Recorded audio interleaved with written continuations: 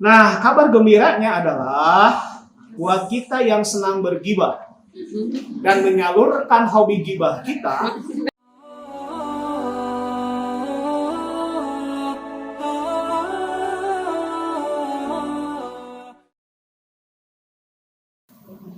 poin selanjutnya,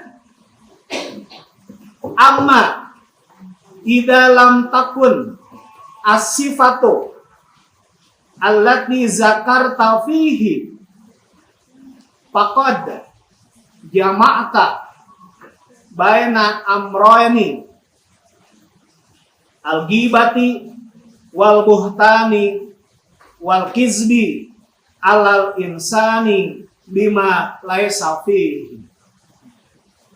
Amma adapun idalam takun as-sifatul lati zakarta fihi, adapun jika keburukan yang kamu ucapkan tentang dia itu ternyata tidak terbukti, jadi nuku orang diomongkeun kagorengan teh ternyata tidak benar, dia tidak seperti yang kita ucapkan, tidak seperti yang kita ceritakan, faqad jama'ta baina amroini. Nah, maka hakikatnya kamu sudah mengumpulkan dua dosa sekaligus.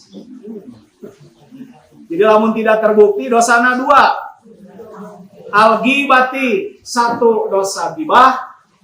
Yang kedua wal buhtani, dan dosa memfitnah. Wal kizbi alal insan bima laisa fihi, disebut memfitnah karena kita sudah berbohong tentang seseorang yang tidak ada padanya sifat orang itu. Jadi lamun nu digibahkeun teh ternyata perkara anu memang kenyataan anak itu, berarti dosana dosa gibah. Nu kadua keur mah nyaritakeun kagorengan batur, ternyata kagorengan teh tidak terbukti dosana dosa gibah meunah. Dosa mitnah oge meunah. Bade nu mana? Jadi betapa banyak sekali dosa-dosa kita itu. Komo ibu-ibu manya, ibu-ibu anu biasa ngagibah, sekarang mah gitu. Ya teruskan. Bagus sekali. Qala an-Nawawi, zikru al-mar'i ma yakrahu sawaun akana fi badani syahsi au dinihi au dunyahu au nafsihi au khuluqihi, akhlaknya, au malihi au waladihi au zaujatihi au khadimihi au zaujatihi au khadimihi au harokatihi au tolaqatihi au abusihi au ghairi zalika mimma au ghairi zalika mimma yata'allaqu bihi zikru su'in.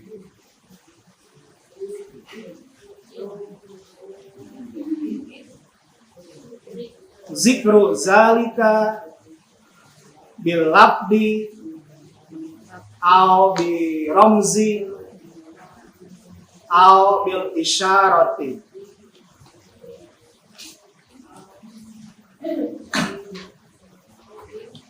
Au bil isyarati. Nah, dua lembar yang saya tulis ini semuanya saya kutip dari kitab Tawdihul Ahkam karya Syekh Abdullah bin Abdurrahman Al-Bassam. Jadi dua lembar ini semuanya saya kutip dari kitab Tawdihul Ahkam. Meskipun saya juga tahu sebetulnya yang dikutip oleh Syekh Al-Bassam ini bukan asli pendapat beliau. Beliau juga kutip dari kitab-kitab sebelumnya. Termasuk ini, Qala An-Nawawi. Imam An-Nawawi menulis tulisan ini itu dalam kitab Al-Azkar. Ya. Jadi dalam kitab Al-Azkar dikutip kemudian oleh Syekh Al-Bassam dalam Tawdihul Ahkam. Apa yang dikatakan oleh Syekh An-Nawawi itu? Syekh An-Nawawi itu kalau buat yang senang dengan kitab Riyadhus Shalihin, nah Riyadhus Shalihin itu penulisnya adalah Syekh An-Nawawi. Jadi kata Syekh An-Nawawi, zikrul mar'i ma yakrahu. Jadi ghibah itu adalah seseorang atau engkau menyebutkan sesuatu yang tidak disukai oleh orang yang kita sebutkan itu. Sawaun, sama saja, akan nabi badani sahsi. Apakah kita menyebutkan kejelekan orang itu fi badani sahsi, tentang badan, tentang fisik seseorang. Eta si beke, eta si Asep yang listrik, kan menyebut apa namanya? Namanya zaman ayeuna jelema teu boga motor, teu boga sepeda. Bener sih eta teu boga nanaon pisan, dasar miskin. Miskin teh miskin level dewa. Berarti kita sudah menceritakan kejelekan orang lain tentang duniawi dia, dan itu sudah masuk kategori ghibah.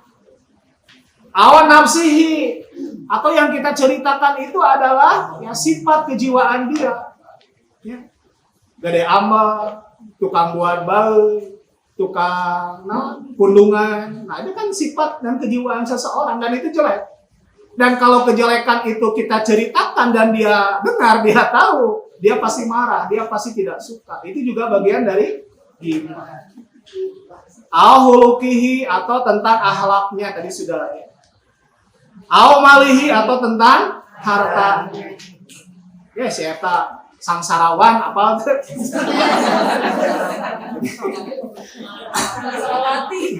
Berarti itu sudah apa namanya, menceritakan kejelekan dia tentang harta.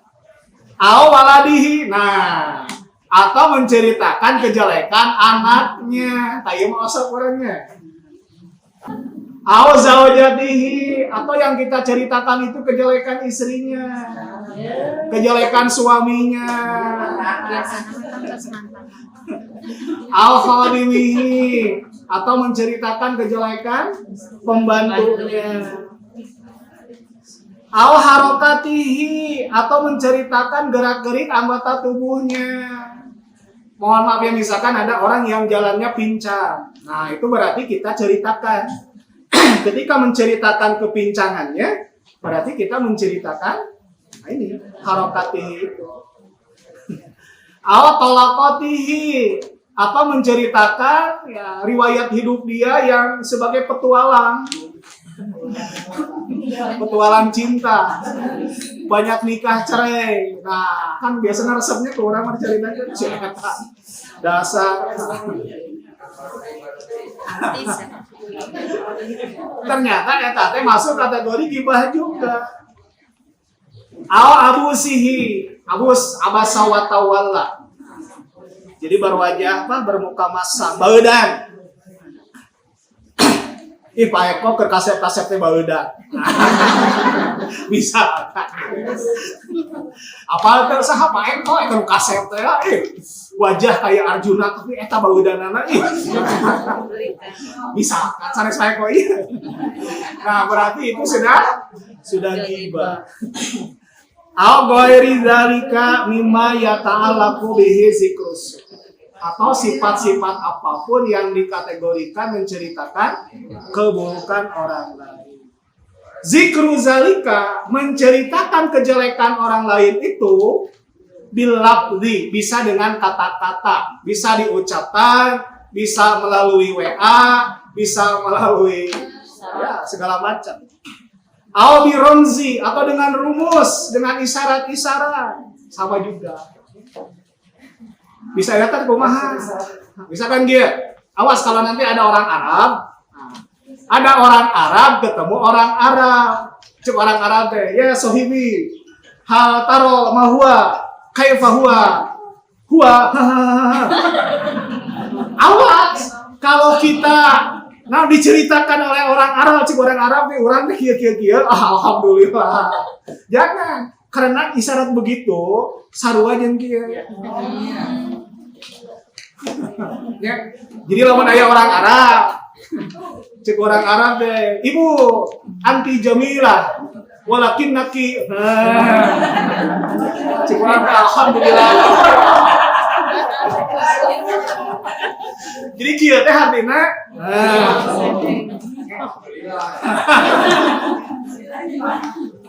kan orang kayak gitu nya kadang-kadang apa tuh sih itu gelis nama yang hanya kal kieu. Nah, tah nyebutkeun hanya kal kieu teh artinya kita sudah gibah. Ngan gibahnya bukan dengan kata-kata, tapi dengan rumus, dengan isyarat. Dan itu sama saja hukumnya haram. Qaluhu zikruka ahoka. Qala Ibnul Munziri.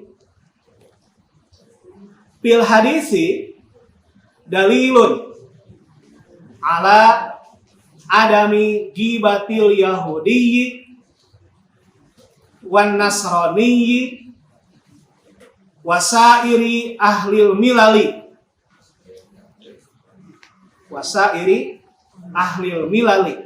Milal itu jama dari milah. Milah itu agama. Kalau milal, agama-agama.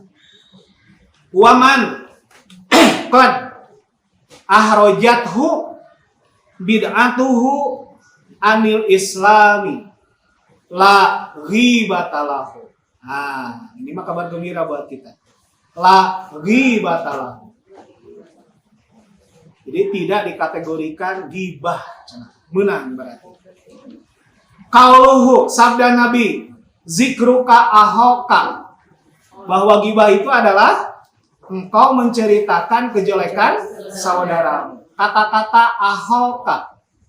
Qala Ibnul Munzir. Ibnul Munzir mengatakan fil hadisi, dalam hadis tersebut dalilun, terdapat dalil ala adami gibatil yahudi, bahwa tidak ada larangan bergibah, tidak dosa bergibah, tidak haram bergibah. Kepada siapa? Orang Yahudi dan orang Nasrani. Wasairi ahlil milali, bahkan tidak dosa bergibah kepada pemeluk agama apapun di luar Islam. Jadi menang bergibah kepada orang Yahudi, orang Nasrani, orang Konghucu, Hindu, Buddha, dan seterusnya. Wa man qad ahrojathu bid'atuhu anil Islam. Bahkan tidak berdosa kita menceritakan kejelekan seseorang yang orang itu sudah keluar dari Islam karena kebid'ahannya, karena kemurtadannya. Seperti seseorang yang hari ini memproklamirkan diri kembali ke agama Hindunya, agama neneknya. Kami sebatkeun Arayina Ibu Mega. Bolehkah kita menceritakan kejelekan dia? Ih, etan ini, ayo mah geuleuh. Keur mah ini, tenutup aurat, ngahina Islam, murtad deui. Misalkan. Kalau menggunakan kaidah ini lagi batalahu, tidak dosa, tidak haram, dan tidak disebut gibah. Meskipun hakikatnya menceritakan kejelekan. Itu kabar gembiranya ya. Nah, ini kabar mengerikannya. Qala al-Qurtubiyyu ajma'al ulama'u ala annal ghibata min kaba'iriz zunubi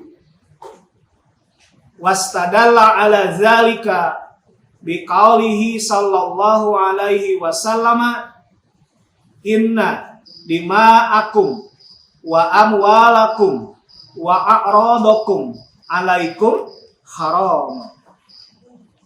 Qala al-Qurtubi, Imam Al-Qurtubi berpendapat, Imam Al-Qurtubi berkata, apa katanya? Ajma'al ulama'u, para ulama sepakat, para ulama berijma, Allah annal ghibata, bahwasanya gibah itu min kabairiz dzunubi, termasuk dosa besar. Jadi ghibah itu termasuk dosa besar. Apa konsekuensinya ghibah itu disebut dosa besar? Berarti ghibah itu tidak bisa hapus hanya sebatas dengan mengucapkan istighfar. Ya, jadi setiap sholat kita istighfar. Ternyata istighfar kita tidak bisa menghapus dosa ghibah. Kalau ghibah dikategorikan dosa besar. Karena satu-satunya cara menghapus dosa besar adalah taubatan nasuh. Ari urang mah taubatan sambelan. Astagfirullah, Gusti tobat abdi moal gibah-gibah deui. Enjingna. Gitu deui. Padahal gibah itu min kabairiz dzunub, dosa besar. Wastadala ala dzalika biqaulihi sallallahu. Dasar dalilnya adalah sabda Nabi sallallahu alaihi wasallam, inna dima'akum, sesungguhnya darah kalian, wa amwalakum, harta benda kalian, wa a'radakum, kehormatan kalian, alaikum haramun, haram atas kalian sesama muslim yang lain. Artinya sesama muslim tidak boleh saling bunuh, sesama muslim tidak boleh saling menzolimi, mencuri hartanya, dan sesama muslim tidak boleh mempermalukan kehormatan sesama muslim yang lain. Itu sepakat ya, dan disepakati semua ulama, tidak ada yang menggugat pernyataan itu. Nah, kabar gembiranya adalah buat kita yang senang bergibah dan menyalurkan hobi gibah kita, istasna al ulama'u. Istasna al ulama'u minal gibati. Istasna al ulama'u minal gibati sitata.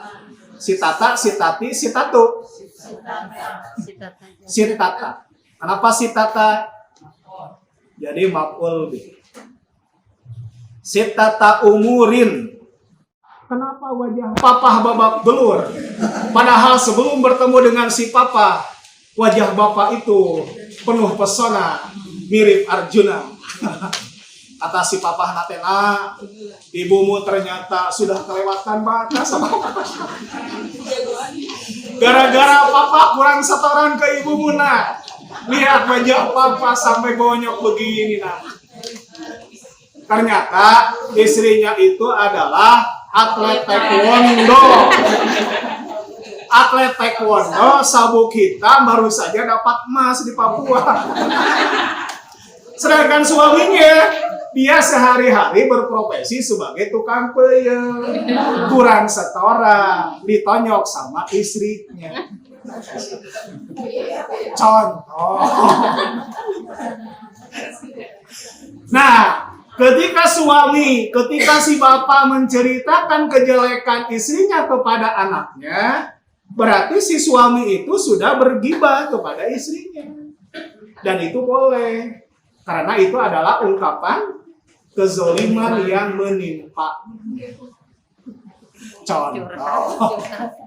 Yang kedua, asaniu al-isti'anatu ala taghyiril munkari. Jadi gibah diperbolehkan jika tujuannya adalah al-isti'anatu, meminta pertolongan kepada seseorang, ala taghyiril munkari, untuk menghentikan atau mengubah kemungkaran. Contoh, misalkan Bapak Ketua DKM, istrinya itu misalkan senang main futsal. Lalu suatu hari, istri Pak Ketua DKM itu main futsal barengan dengan pemuda Karang Taruna. Dan kita sebagai anggota jamaah masjid, pas ke tempat futsal, waduh, subhanallah, masya Allah, astagfirullah. Ternyata Ibu Ketua DKM memakai kolor Pak DKM ketika main futsal dengan teman-teman Karang Tarunanya. Pertanyaannya, itu kemungkaran bukan? Mungkar. Kenapa mungkar? Karena istri ketua DKM yang seharusnya memberikan contoh, ternyata contohnya tidak baik. Dia memperlihatkan aurat. Bolehkah kita ceritakan kejelekan istrinya ini? Boleh. Kepada siapa? Kepada Bapak Ketua DKM. Karena dialah penanggung jawab istrinya yang bisa menghentikan kemungkaran itu dan mengembalikan istrinya ke jalan yang benar. Nah, itu masuk kategori al-isti'anatu ala taghyiril munkar. Silakan bikin contoh yang lain. Ya kan, ini rumusnya sudah ada. Yang ketiga, asalisu al-istifta'u. Diperbolehkan gibah dengan tujuan al-istifta. Apa istifta itu? Menanyakan sesuatu kepada seseorang yang dianggap ahli dan dia dianggap bisa memberikan fatwa atau jawaban dari persoalan yang kita tanyakan itu. Contoh yang paling terkenal adalah kisah Hindun, istri Abu Sufyan. Hindun suatu hari curhat di hadapan Rasulullah. Ya Rasulullah, Anda tahu suami saya itu kaya raya, pengusaha, duitnya banyak. Tapi ya Rasulullah, suami saya itu laki-laki yang sangat pelit sekali. Sehingga dia tidak pernah mencukupi kebutuhan saya dan anaknya. Kata siapa? Hindun itu, bolehkah saya mengambil duit suami saya untuk kebutuhan saya, istrinya, dan anaknya? Apa kata Rasulullah? Macam hadisnya. Kudi ma yakfiki wa waladaki bil ma'rufi. Ambillah uang milik suamimu itu ma yakfiki, selama bisa mencukupimu, wa waladaki, dan kebutuhan anakmu, bil ma'rufi, dengan cara yang baik. Apa yang cara yang baik teh? Pengalaman. Jadi kalau di dompet suami itu ada 100.000, ambil berapa, Bu? 100.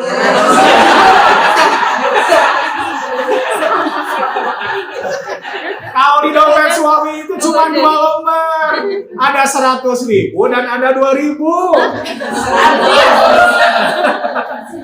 Maka istri yang bijaksana itu ngambil ya. Jadi itu hadisnya hadis yang sangat terkenal ya, hadis Hindun itu. Cuma memang di kalangan para ulama ada perdebatan. Sebetulnya 6 keadaan yang memperbolehkan ghibah ini, kata penulis buku penulis kitab Syarah Riyadhus Shalihin, Syekh Al-Hilali. Itu ada Riyadhus Shalihin kan? Ada kitab yang mensyarahnya. Penulisnya Syekh Al-Hilali. Kata Syekh Al-Hilali, 6 perkara yang disebutkan ini, yang disebutkan oleh Imam An-Nawawi dalam kitab Al-Azkarnya, itu sebetulnya bukan pernyataan Imam An-Nawawi. Tapi yang 6 ini katanya adalah pernyataan Imam Al-Ghazali dalam kitab Ihya Ulumuddin. Jadi pernyataan Imam Al-Ghazali dikutip oleh Imam An-Nawawi, tapi Imam An-Nawawi tidak mencantumkan Imam Al-Ghazali-nya. Menunjukkan bahwa An-Nawawi sependapat sepenuhnya dengan apa yang disampaikan oleh Al-Ghazali itu. Tetapi bukan berarti semua ulama sekarang setuju. Ada juga ulama yang memberikan catatan. Misalkan, ketika kita istifta, ya, meskipun yang kita ceritakan itu adalah suami kita, istri kita, anak kita, atau siapapun yang kita butuh jawaban hukum tentang persoalan dia, kata sebagian ulama, sebaiknya kalau memungkinkan, samarkan saja pertanyaan itu. Jadi kalau ibu punya suami seperti Abu Sufyan, lalu ingin bertanya kepada seorang ustadz, jangan dikatakan, Pak Ustadz, suami saya begini. Tapi ibu ibaratkan Pak Ustadz. Menurut Pak Ustadz bagaimana? Jika ada seorang istri, dia punya suami, nah gitu kan? Seolah-olah menceritakan, padahal saya kira bagus juga gitu. Karena seorang suami bagaimanapun ketika dia diceritakan kejelekannya dan itu ada kaitan hukum dengan kepentingan istrinya, pas dia tahu pasti dia malu. Jadi sebaiknya disamar.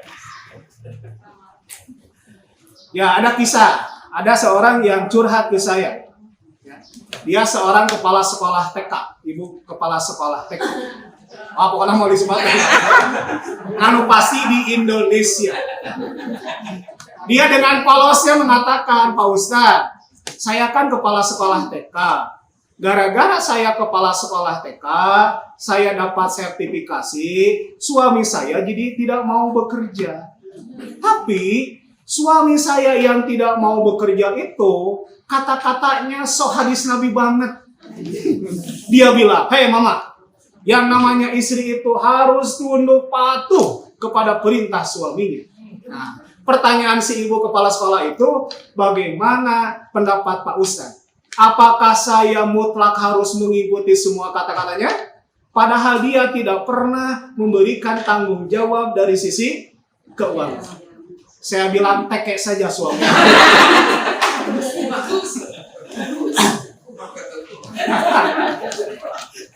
Ya tidak salah si ibu itu curhat tentang dia dan suami dia, karena dia ingin tahu jawaban hukum fikihnya seperti apa. Tetapi alangkah lebih baiknya kalau dia curhat itu digambarkan, Pak Ustadz, jika ada seorang kepala sekolah, harusnya begitu. Supaya dia tidak malu suaminya nanti kalau ketemu dengan saya. Itu contoh. Contoh yang lain silakan bikin saja. Yang kelima. Ya nanti, sekarang yang keempat dulu.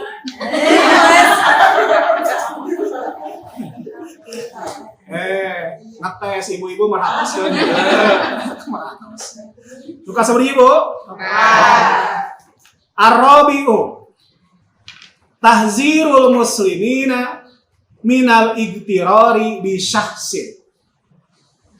Tahzirul muslimina untuk mengingatkan atau memberikan peringatan al-muslimina kepada orang-orang Islam yang lain minal igtirari supaya tidak kena tipu daya bisahsin seseorang.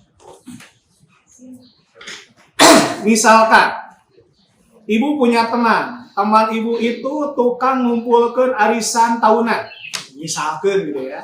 Nah, tapi ternyata dia sudah punya rekam jejak yang jelek. Bahwa pengalaman tahun kemarin ada 100 korban kurang yang ditipu oleh dia. Sehingga 1 miliar kurang duit orang lain ditipu oleh dia.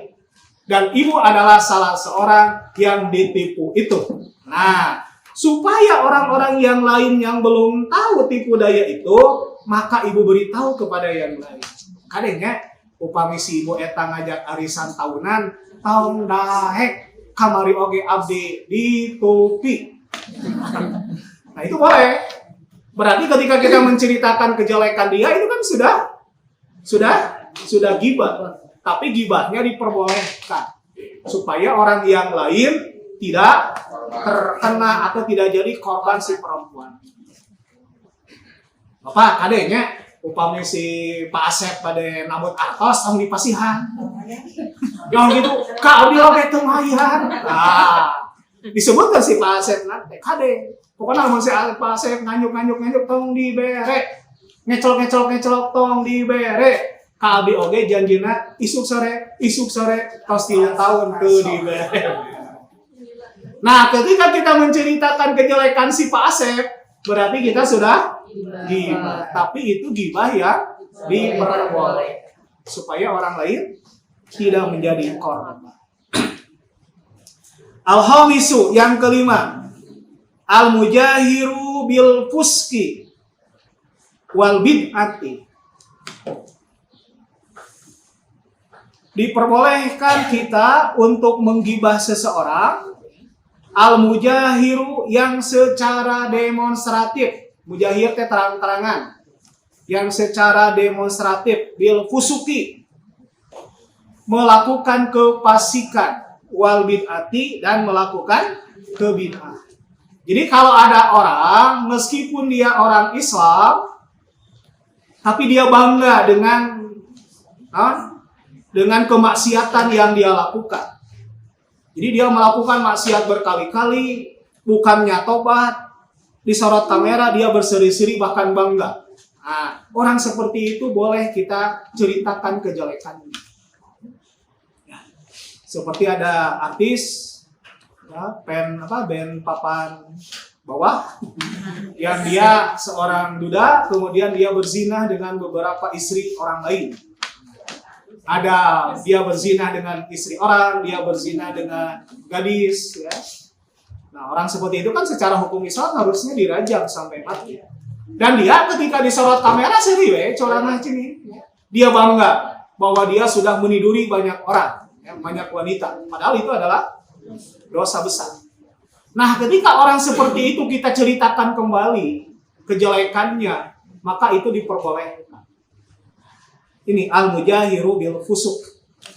Orang yang secara demonstratif melakukan kekadorakaan. Atau orang yang secara demonstratif melakukan kebid'ahan. Jadi kalau kita misalkan ziarah atau katakanlah bepergian ke daerah Panjalu. Di Panjalu ada satu danau. Danau itu di tengah-tengahnya ada pulau. Dan di pulau itu katanya itulah Makkah dan Madinah. Jadi siapapun yang ingin melaksanakan ibadah haji harus pergi ke sana dulu. Harus masuk ke Makkah, harus masuk ke Madinah, dan harus mengambil air zam-zam. Air zam-zamnya itu cai danau yang hijau. Dikanu botol aquakeun dan dibawa ke rumah. Saya pernah ke sana tahun 2000-an, ya. Dan ternyata ada dari Kalimantan, ada dari mana-mana. Ketika saya tanya, Bapak tahu dari mana ini? Ya, dari semua orang juga sudah tahu. Kenapa Bapak bawa botol aqua kosong? Ya ini kan saya mau mengambil air zam-zam. Mau diapain? Ya mau diminum. Padahal hijau luput humbuan. Ya, misalkan. Ya. Nah itu kan perilaku-perilaku bid'ah. Nah perilaku-perilaku bid'ah seperti itu, dan orang merasa itu adalah keutamaan. Itu adalah ibadah yang dianjurkan. Maka kita boleh ceritakan kejelekan orang-orang bid'ah seperti itu. Kemudian yang terakhir, as-sadisu at-ta'rifu bisyahsi kal a'ma wal a'raji. Yang keenam, alasan diperbolehkannya kita melakukan ghibah adalah at-ta'rifu bisyahsi. Jadi ghibah menceritakan kejelekan orang lain dalam rangka mengidentifikasi, mengenali seseorang yang tidak bisa dikenali kecuali dengan menyebutkan sifatnya, meskipun sifatnya itu jelek. Kal a'ma seperti sifat buta, wal a'raj seperti sifat pincang. Pak Eko tahu nggak kemarin saya ketemu dengan si Pak Asep. Asep mana? Eta Asep tihang listrik. Oh, kumaha kabarna? Ketika disebut Asep tihang listrik, Pak Eko tahu oh si Pak Asep eta. Karena dalam pikiran Pak Eko, Pak Asep itu ada 11. Nah, yang ketiga adalah Pak Asep tihang listrik. Maka ketika ditanya, apa tuh Pak Asep mana tihang listrik? Oh, udah langsung tahu. Nah, ketika menyebut si Pak Asep tihang listrik, itu sebetulnya sudah bergibah. Karena si Pak Asep tihang listrik tidak akan senang disebut tihang listrik. Tapi dari kumaha carana hiji-hijina mengidentifikasi dia supaya dipahami oleh lawan bicara adalah disebutkan sifatnya itu. Nah, itu tidak menjadi persoalan. Itu barangkali tentang ini baru dari satu kitab ya. Apalagi kalau dari 10 kitab syarah Bulughul Maram. Semakin mengasihkan sebetulnya.